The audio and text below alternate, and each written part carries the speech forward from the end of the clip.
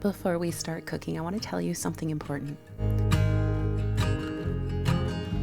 You're not less than because you have less money. In this video, I thought it would be fun and special to kind of travel the world for frugal, elegant homemaking tips that can be useful no matter where you live. Somewhere along the way, we have adopted this belief that elegance belongs to people with larger kitchens, larger incomes, fewer worries, and definitely no traumas or painful pasts, as if beauty is reserved for the unscarred, as if peace is only for women who have never struggled. But elegance has never belonged only to the wealth, and it's never required a perfect past. It's always belonged to grace. In fact, the definition of elegance is the quality of being graceful and stylish in appearance or manner and style, and also the quality of being pleasingly ingenious and simple. Neatness.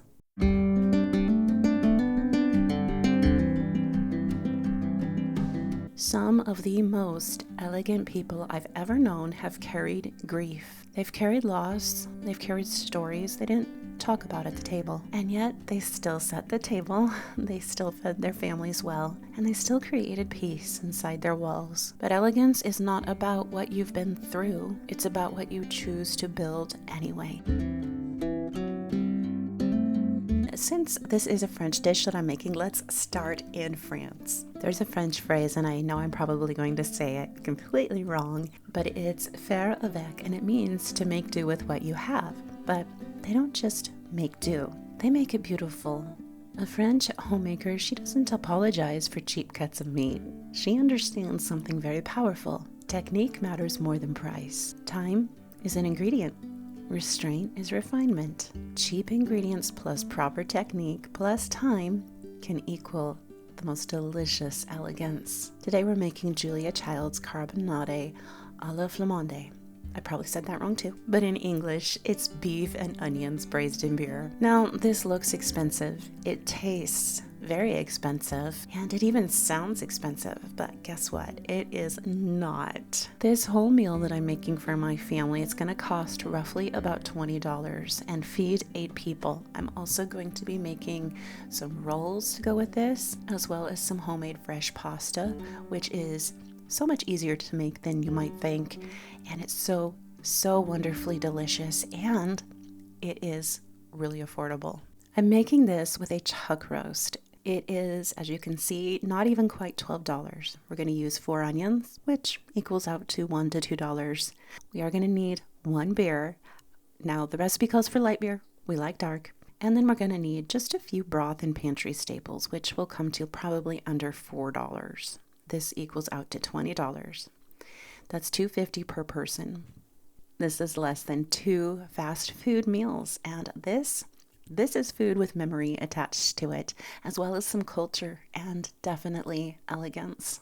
Now, before we get into the rest of the tips, if you're looking at this adorable, pretty slow cooker, let me tell you about it. It's time to thank today's sponsor, Buydeem, for making this video possible. So I actually got rid of my slow cookers around 10 years ago. They were taking up way too much space, and honestly, they were too much trouble. But here's the thing. I've been using Buydeem's teapot for months, and it became one of those products our family reaches for multiple times a day. So when I saw they made a slow cooker using a similar concept as the teapot, I bounced. And there are 2 things I absolutely love about this. First, the obvious, it's darling. Isn't this thing so cute? But listen, it can sear. You know what I used to hate? Having to brown my roast in one pan, transfer it to the slow cooker, grease everywhere, extra dishes piling up. With the Buydeem slow cooker, I can sear it right here, get that beautiful caramelization, lock in all those juices, and then switch right into slow cook mode. Same pot, no transfer, no mess. And honestly, the meat comes out so much more moist than when I used to use the oven or my old methods. That initial sear of course, makes all the difference. You're trapping in all that flavor and moisture right from the start. It's the way restaurants do it and fine chefs, and now I can do it at home without juggling multiple pots. The second thing I love is I can swap out the cooking pot and use my own. We love that feature. We like to leave food in the pots that we cook in so that we can easily reheat them later. And with this Buydeem slow cooker, I can just pop a lid on the current pot, cool it, put it in the fridge, and then start a new meal in a different pot and keep slow cooking. As a mom of 6, anything that is this versatile and dirties fewer dishes is always a win. Plus, listen up, this is a true 5-in-1 slow cook, sear, braise, soup, and even dry bean cooker. Here's the game changer. You can set it for up to 24 hours, not just 8, not just 12, 24. So my schedule doesn't revolve around the slow cooker anymore. The cooker works around my schedule. No more timing my life around preset cook times or having to restart halfway through, which was really irritating. So after 10 years without a slow cooker, Buydeem slow cooker has officially brought me back. Real slow cooked flavor, less mess, more control. If you want that in your kitchen, this is the move. Look for it in the description box and the comments below.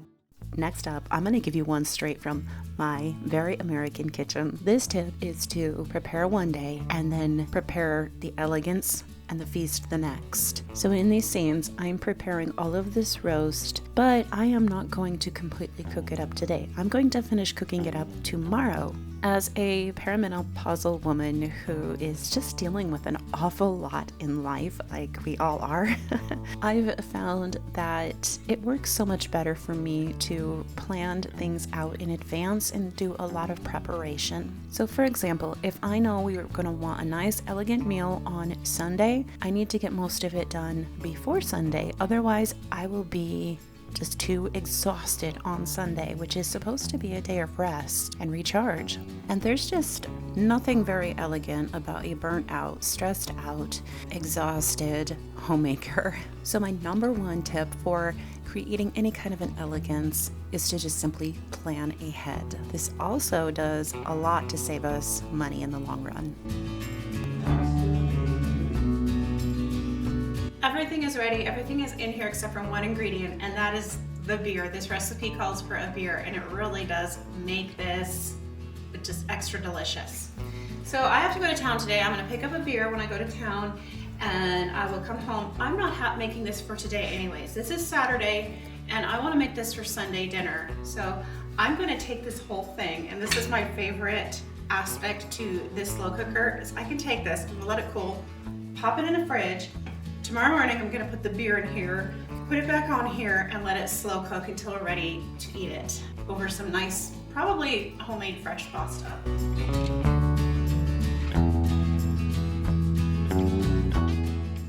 So this next tip comes from Japan, and it's a principle, comes from the word that I'm not even going to try to pronounce, but I'll put it on the screen here. What this word means, it's a gentle grief over waste. And I don't know why, but I feel that to my very core. And you can ask my family and they will verify it. Whenever I find that something has gone to waste or gone bad in the refrigerator or the freezer, I always feel horrible. In fact, it's kind of a trigger for me. I have CPTSD, which stick around because I'm going to talk a little bit about that towards the end of this video, but it's a trigger for me, and I've learned that about myself. Thankfully, I have adult kids now, and so over the winter I asked my daughter if she would take over cleaning the fridge, because for me it's just too stressful. So I can definitely relate to this word and this gentle grief over waste. The principle is nothing is too small to matter. Vegetable peels can become broth. Stale bread can make the best croutons and breadcrumbs. Meat trimmings can go into a freezer bag for stock. And also, another lesson is to honor what enters your kitchen. You paid for it with hours of your life. Waste isn't just careless, it's costly. So this isn't scarcity thinking, it's simply respect.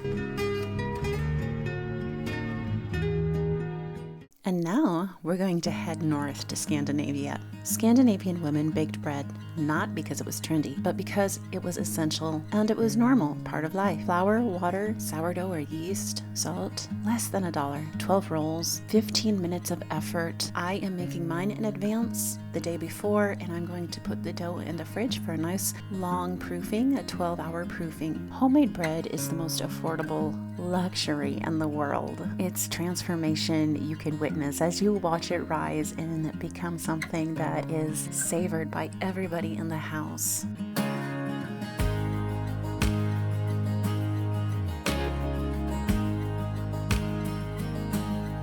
FYI, the rolls with the beer braised beef and onions is one of my absolute favorites.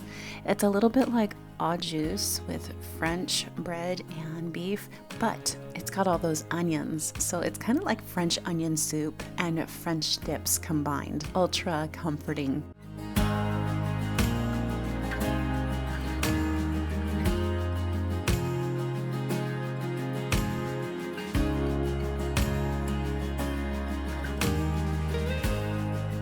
Now we're going to head down to Italy. Italian grandmothers, they understood layering. They didn't rush flavor. They would build it. So with this onions and beef and more onions, and then we're going to salt each layer and of course deglaze the pan. And we're going to use the beer and broth to do that. This is so that every bit of fond is used up. Then we're going to add brown sugar, thyme, and bay. So this lesson is about building slowly. You see, cheap ingredients, they kind of demand a good technique, and good technique doesn't cost anything but some time. So while this simmers, we're going to use our time that we're saving by standing over a stove and stirring, and we're going to instead go and make some pasta from scratch. But here's something we've forgotten. Pasta, it was never a luxury food. It was actually a peasant food. Flour and eggs, or flour and water, that's it. Italian women, they stretched a simple grain into something that could feed a family with dignity and deliciousness. They didn't outsource what their hands could make. There is something deeply grounding about mixing flour. It reminds you that the abundance doesn't begin at the store, it begins at the counter in the kitchen. This dough does not take very long to make, and it only costs a few dollars at most. It becomes the base for a meal that feels absolutely 5-star restaurant worthy. When you make something from scratch, you're not just saving money, you're reclaiming a skill, timelessness, history. You're stepping out of consumer culture and into capability. Handmade pasta is not complicated. It's rhythmic, patient, forgiving, and when you serve it under slow braised beef that's been cooking all day, it feels like the most special, wealthy treat. Not because it costs a lot, but because it required intention.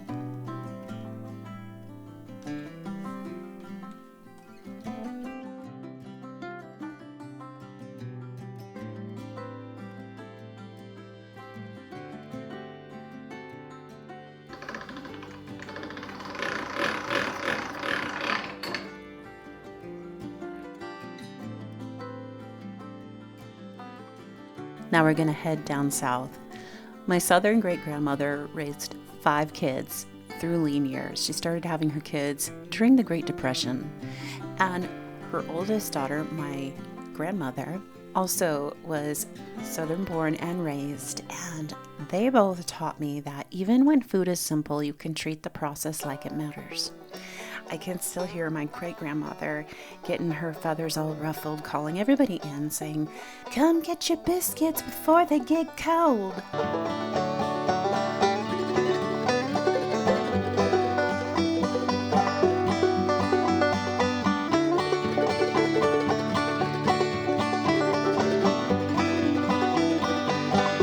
And I can still hear her daughter, my grandmother, kind of chewing me and my dad out a little bit because we would always stand and eat on the run. And I remember her telling us that we needed to sit down and that it wasn't good for us to eat standing up.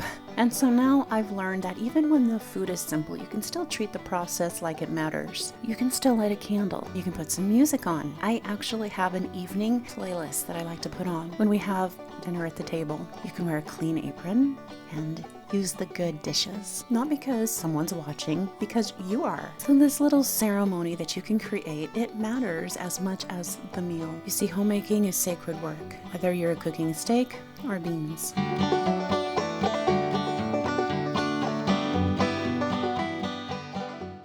Now we're going to travel to Mexico. Mexican homemakers understand presentation as love made visible, not expensive dishes, So we clean the dishes and we arrange things with care. A cloth napkin, maybe some flowers, a candle. The point is we control the atmosphere as frugal, elegant homemakers. We can't control inflation, but we can control the table. The dishes that I got to set the table with, I found them secondhand. They're Corelle dishes, and there's something so timeless about just simple white. And the napkins, I made them. Again, I saved not like a ton of money by making my own, but I did save money on them. Everything is clean, it's pretty, not over the top, but still special.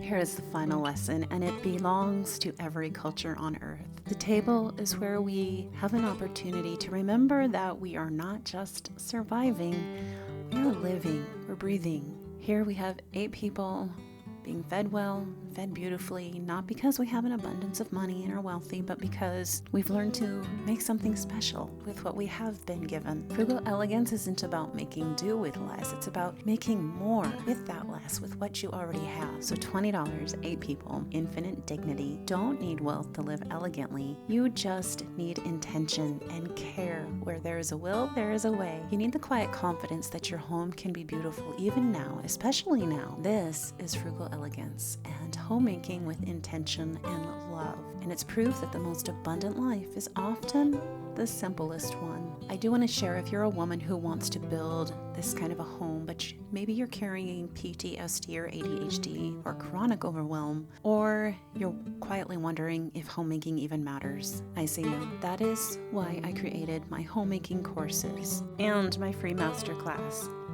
If you feel the constant mental load tugging at your heart, if your days feel stretched thin, if you're trying to love your people well, but the weight of motherhood and homemaking feels heavier than it should, I get it. I am Shayla, a fun-loving wife, a homeschool mama to 6 kids. I'm a homemaker, a homesteader, a creative, and a business owner. Despite having multiple full plates, I have cracked the code, in spite of having things like ADHD and CPTSD on top of it. And I would love to show you how I did it. I want to personally invite you to my free masterclass, Time Redeemed. In this class, I will show you how to uncover the obvious, but also the hidden causes behind that invisible pressure you carry, or the mental load, as we like to call it. I'll show you how to crush overwhelm by getting rid of the unnecessary.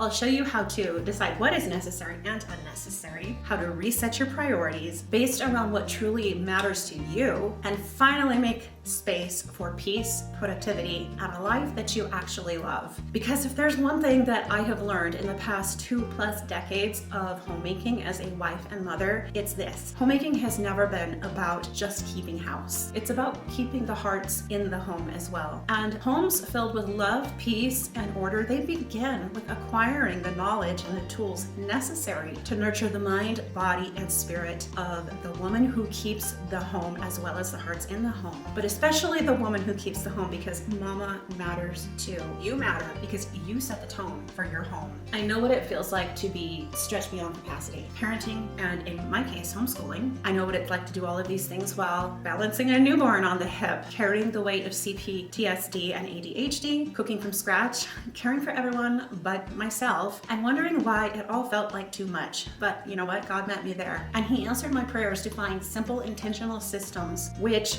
rebuilt my heart and my home from the inside out, bringing peace, healing, and margin I never thought possible. Now, after 30 years of building homemaking skills, over 20 of them being as a mother and a wife, I have helped countless women move from chaos to calm, from surviving to truly thriving, and I would love to walk with you too. So if you are ready to gain the tools you've been missing to rebuild your home with peace, purpose, and order, and love, join me inside of Time Redeemed. Your new beginning starts here. I hope to see you inside.